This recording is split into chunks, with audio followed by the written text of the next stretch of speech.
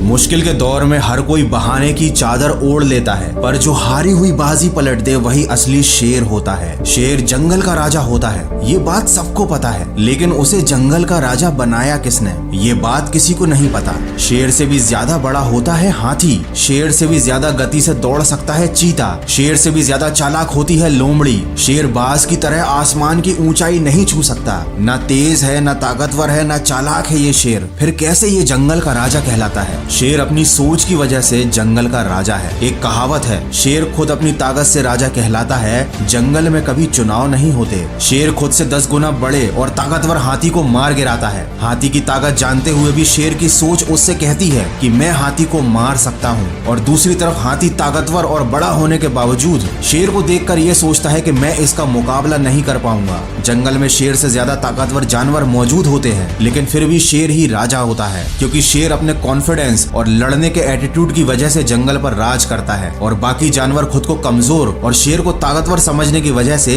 शेर से नहीं जीत पाते। याद रखना, अगर आप में काम को लेकर ऐसा एटीट्यूड और कॉन्फिडेंस है कि मैं इस काम को कर ही लूंगा, तो आपको दुनिया की कोई भी ताकत जीतने से नहीं रोक सकती। अगर शेर की तरह जीना है तो सबसे पहले उसकी तरह निडर बनना सीखो। याद रखना, बलि हमेशा बकरे की दी जाती है, शेर की नहीं। वो जंगल का राजा इसलिए है क्योंकि वह मानता है, उसके मानने के कारण ही वो जंगल का राजा बना हुआ है। वो अंदर से इस बात को महसूस करता है, जिस दिन वह खुद को राजा मानना बंद कर देगा, उस दिन वो जंगल का राजा नहीं रहेगा। हमारे जीवन में भी सुबह उठने से लेकर रात को सोने तक पूरे दिन हमारा खुद पर यकीन ही हमारे दिन को संचालित करता है। हम परिस्थितियों के सामने हार ना मानकर उनसे लड़ते हैं, या उनके खिलाफ हार मानकर चुपचाप समर्पण कर देते हैं। ये इस बात पर निर्भर करता है कि हम खुद पर कितना यकीन करते हैं। जिन लोगों को अपने आप पर अटूट विश्वास होता है, वो विपरीत परिस्थितियों में 2-4 कदम पीछे जाने से नहीं हिचकते। वे कदम पीछे हटाने में जरा भी नहीं घबराते, क्योंकि वो जानते हैं कि परिस्थितियों के अनुकूल होते ही वो बहुत तेजी से आगे बढ़ेंगे।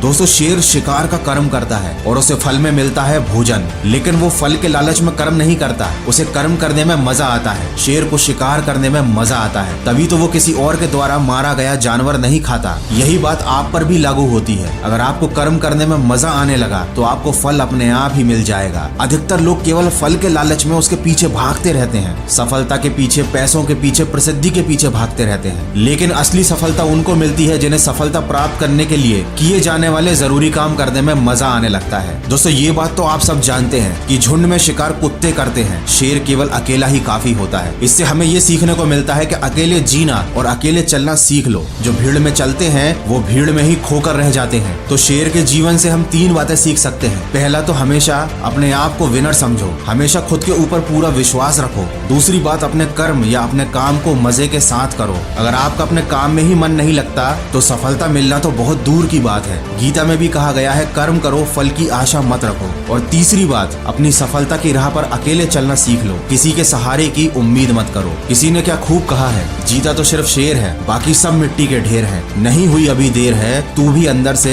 एक शेर है। आशा करता हूँ इस वीडियो से आपको कुछ सीखने को जरूर मिला होगा। अगर ऐसा है तो इसको शेयर जरूर करना और सकारात्मक सोच के साथ अपने लक्ष्य की तरफ बढ़ते रहना। मैं मिलूंगा आपसे अगले वीडियो में, जो आपके जीवन में सकारात्मक ऊर्जा को भर दे और आपको दिखाए एक सही दिशा।